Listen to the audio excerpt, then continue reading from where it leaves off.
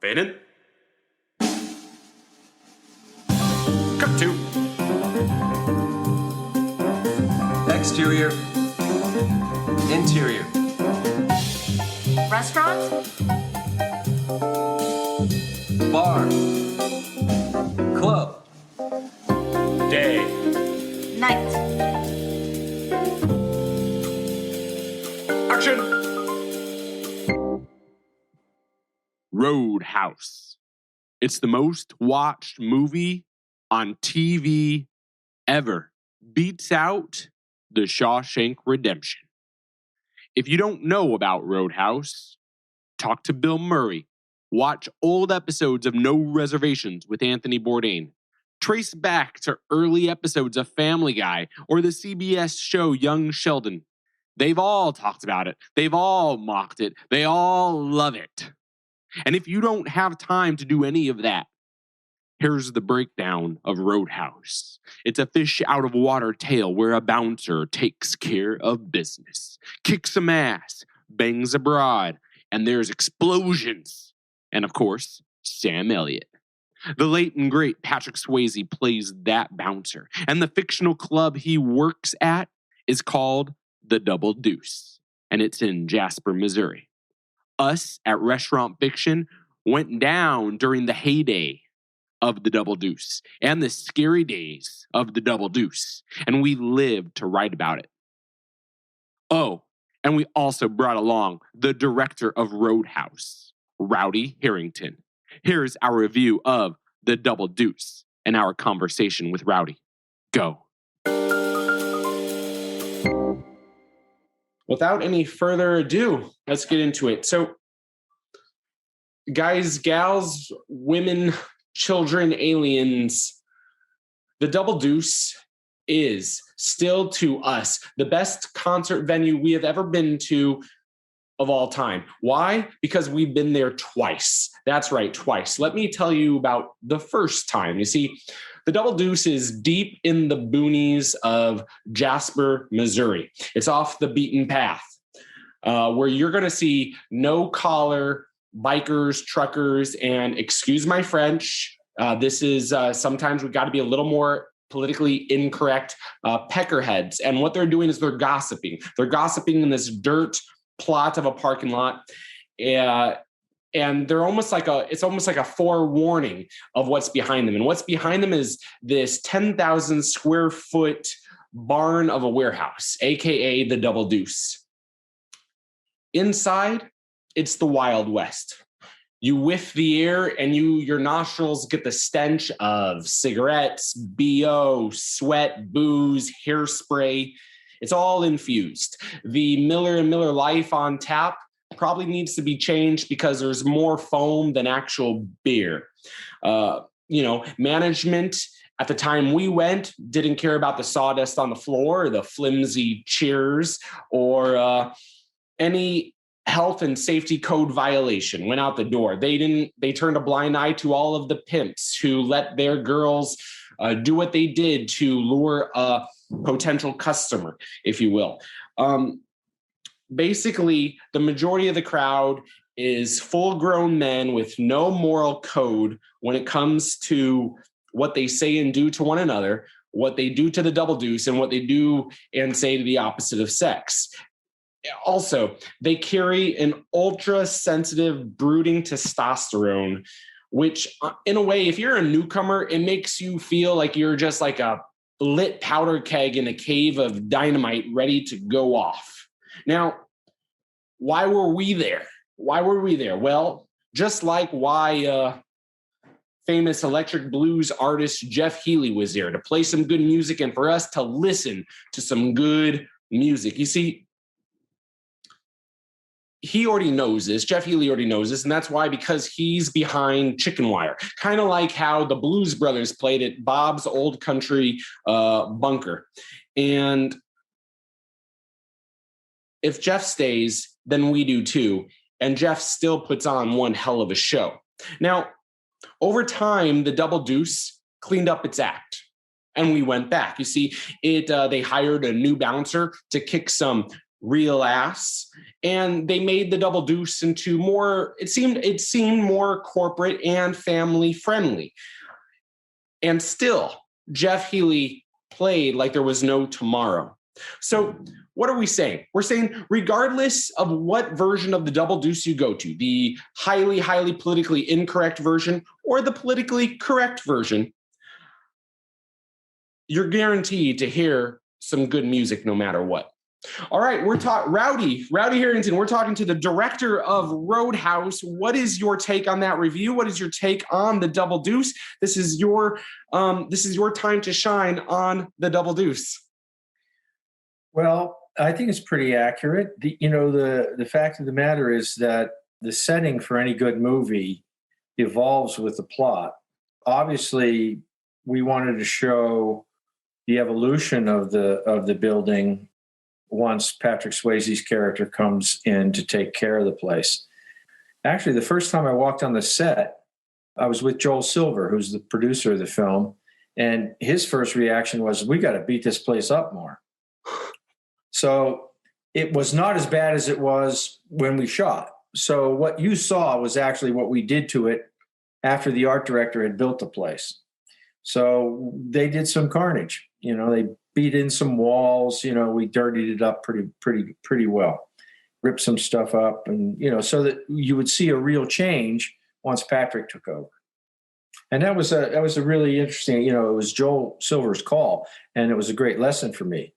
That was my second movie and my first studio movie. So, it was a big deal. And listening to Joel's a great producer, really smart. You look at his filmography, it's been phenomenally successful. Die Hard and Lethal Weapons and, Matrix and down the line, Predator. So anyway, it was a great lesson to think about how it's got to evolve in the movie, the setting. So that's what we did. And, it was very effective because you could see a really dramatic change when Patrick came in and cleaned the place up. What's appealing to you about the Double Deuce? Well, obviously I preferred the second Double Deuce where, it was polished. There was a really nice stage. There was a nice crowd. Obviously, you have a situation where you're going to have trouble in there, So it's a great setting for the drama. And, it's the center of the story in a lot of ways. How does, this like Wild West of a bar, enhance everyone from the main to the co-stars? In any film, you give your lead character a problem that he has to solve. In this case, the problem that Patrick Swayze has is the Double Deuce, cleaning it up, but also finding out that there's this villain who's controlling, the community and has an effect on what's happening at the Double Deuce in a big way. Ben Gazzara's character plays prominently in terms of creating the conflict that we need for the movie. Essentially, Roadhouse is a modern Western. You can look at it as Patrick is the gunslinger that comes to town, and there's the cattle baron controlling everything that's got his thumb on the farmers. He's got a badass gunfighter that's going to go up against Patrick, So, structurally, it's really borrowed from the American Western. As a fan of your own, but just as a fan, what was your favorite fight to watch? And as the director, what was your favorite fight to film? I think the one that's the most entertaining is the first one when Patrick comes in and, everything goes to hell. And that's just fun to watch. And, you see I love the guy at the bar. He's banging on he's smiling, laughing. All of a sudden he gets whacked and the girls are hitting people over the head with trays. And it was just mayhem and a lot of fun. And it was meant to be broad. The whole movie was kind of broad, really.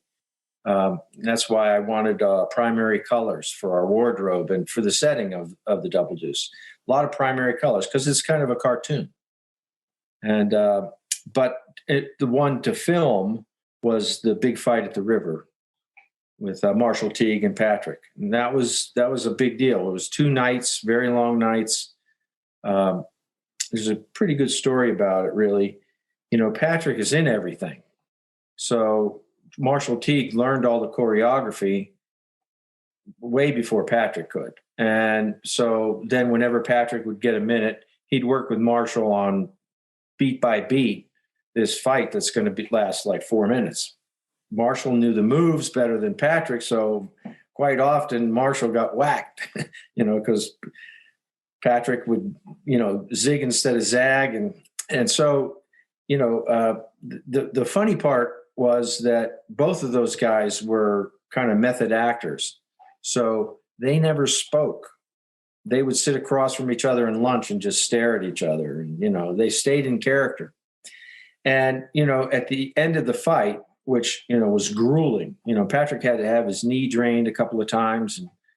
And anyway, at the end of the fight, they were like brothers. They were bonded. And, till the end of Patrick's life, Marshall and Patrick were very, very close friends. So, it's kind of like they went to war together. So you saw these two actors are doing what they do. And as a director, do you just, in a way, you step back and let them, because they're already in the character? Like you're watching, what I'm saying is, you're watching them eat, and they have the stink eye at each other. So obviously you're assuming they're still in character. Absolutely. And, you encourage it. You want the most reality you can get when you actually go to film. And that's why, some actors stay in character all day. Others, in between takes, they're in a different world. It's like they're really intense. They play the scene. I say cut. And then they say, did anybody got any chewing gum, or whatever. So everybody, they're all different. Everybody has a different technique. And as a director, you sort of have to figure out how you're going to talk to them based on how they like to work.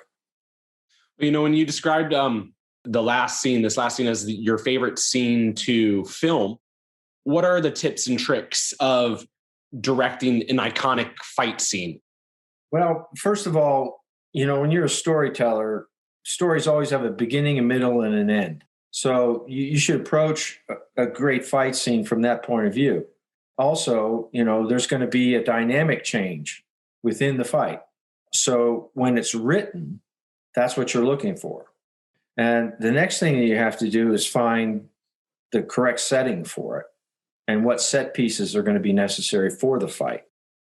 And then you work with your stunt coordinator.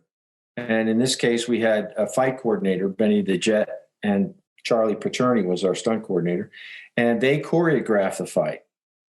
And then we put the choreography into the setting, and we do walkthroughs where you figure out where everybody's going to be and how it's going to flow. Then you figure out coverage. Where's the camera and what we're going to see? And in any good fight, you want the camera to be in a place where the punch sells. So in other words, it looks like it's a hit. But in fact, based on where the camera is, the fist goes right by the face, and the face reacts at an appropriate time. But from the camera point of view, it looks like you got punched. So you figure out the movement of the camera to keep going, because you don't want to be cut. You want to have some flow to it. You move the camera accordingly to sell those punches and kicks and body blows and hitting with logs and, anything else. Essentially, it does happen in stages. And there is a lot of rehearsal. When you put it together, hopefully, you've done your job. And in that fight in particular, I think it's very effective. It's exciting, and it's a great climax for the battle between those two characters. You had the late and great Anthony Bourdain on a few episodes. Yes, I'm happy. Yeah, he has always said the best film of all time is Roadhouse. How does that make you feel when you have these? Yeah. Everybody's there for a paycheck, but there's certain times when, you feel like you're doing something that's going to last in time. I'm not sure we knew Roadhouse was going to have the legs that it has. It's impossible to predict. For the most part, movies like Roadhouse come and go. But for some reason, and I think a lot of it has to do with Patrick, Sam Elliott, Jeff Healey, there was just this kind of like lightning in a bottle. that we kind of captured, and it just doesn't go away. You know, I don't know if you know this, but Roadhouse holds the record for the most showings on television of any movie in history. So, and we broke the record some years ago. It was an article in Playboy. It's got to be five years ago at least. I saw that, and it hasn't slowed down. I guess my basic attitude about Roadhouse is a hell of a lot better than it had to be. So, you know, I mean, for the audience they were going after and the kind of film that it seemed like it was going to be on paper. I've told this story before, but it's quite funny. My favorite review of Roadhouse I read on the internet, and it said, "Things to do today: get the power turned back on in the trailer, buy beer and chips, rent Roadhouse." So, you know, it's just a kick-ass movie, and I guess it's just watchable over and over again, which is, I think, the definition of a movie that's really going to be successful. Is people will, you know, I can't tell you how many times people have said to me, you know, I was flipping through the channels and I saw it and then I ended up watching it. You know, and it's like, that wasn't the first time they saw it. So there's certain favorite scenes, whether it's the Bigfoot driving through the car dealership or, you know, one of the fights or love scene, you know, everybody has a favorite.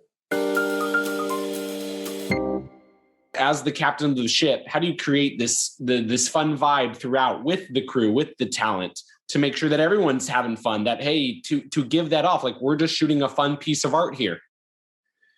Well, you know, I mean, it comes with the territory when you're the director, that crew morale matters. I was very fortunate in that I came up through the crew. You know, I was kind of unusual in that, you know, my entry into this movie business, which I was desirous of, happened to be in lighting. You know, I was an electrician.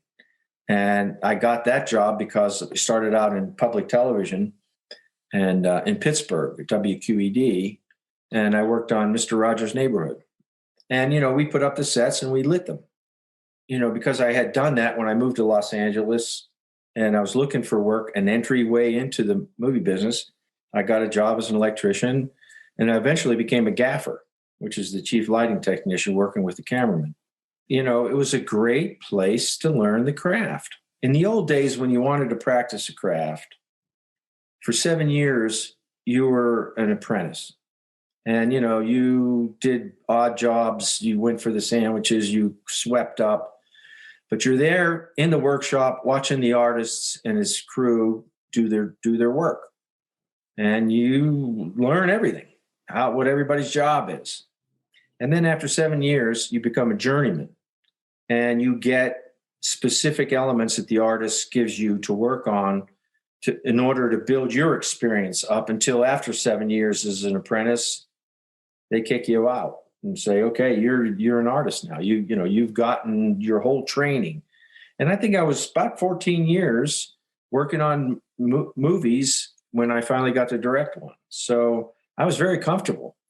The part of it that was a little bit scary to me was post-production because I'd never done it. So going into the editing room, you know, that was a different experience for me. And on my first picture, I was lucky enough to find a really good editor, Harry Miller, and we worked together a lot. Anyway, so that was, you know, working on the crew. You know, I got to see directors who were successful and directors who weren't. And, you know, that wasn't defined by how good the movie was. I worked with some directors who were difficult, but they made really good movies. And I worked with directors who were pretty nice guys and it was junk. You know, you have to know what you're doing and know that you're going to succeed in the movie. And at the same time, enthusiasm is contagious.